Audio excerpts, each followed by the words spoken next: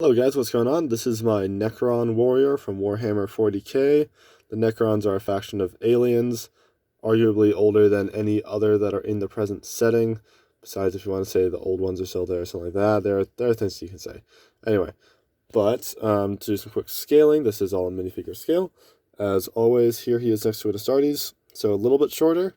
So this is actually one of the things that is actually shorter than Astartes that I've built for Warhammer. And then here he is next to a standard Lego minifigure. Drop that down to eye level. So yeah, you can see that he is a little bit taller, but not ridiculously so, like some of the other things like the Custodes and the Terminator Marine that I have that are at least twice as tall as a Lego minifigure is. So all that said, let's go ahead and get to how I built it, the weapons, and how much I can move and stuff. Alright, so I'm going to do the weapon first this time, but I included a donut stud on the front of this because I really like how this piece looks when it's slotted in, so you can have that green effect. You can find this in some, I think there's some like DC sets and stuff like that. Got that a long time ago from a friend, but anyway, headlight brick, some pieces in the middle for the Gauss rifle, and then got that big axe looking thing at the bottom. This is a ice skating piece that I put there. Some random detailing, and then for the handle, since I don't have to have a minifigure gripping this, it's just one of these sorts of clips. I just added in something like that so that it can hold it and swivel as much as I need to. And then that's just connected to a headlight brick. Moving to the main thing, for the elbows at least, I just use one of these lazy techniques. Same thing I did with the alien from Lost in Space.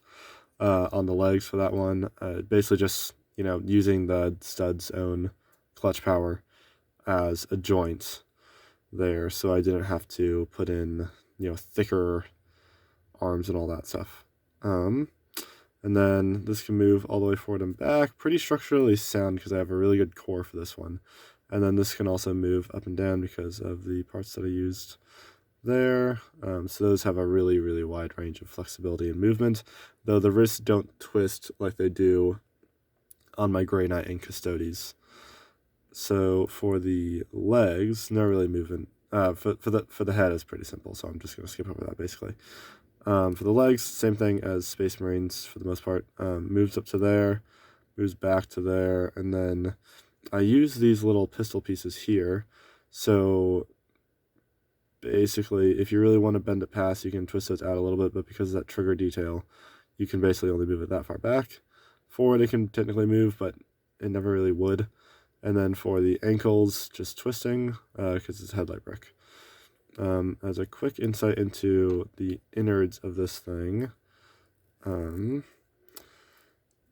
basically just using snot pieces to build a pretty structurally sound core to it. So this is a 1x2 with studs, 2 studs on each side of it, and then a headlight brick there, some bricks constructed here to attach the legs to, and all of that. This is not a building video, so I'm not going to go all the way into that, but that is what is up with that.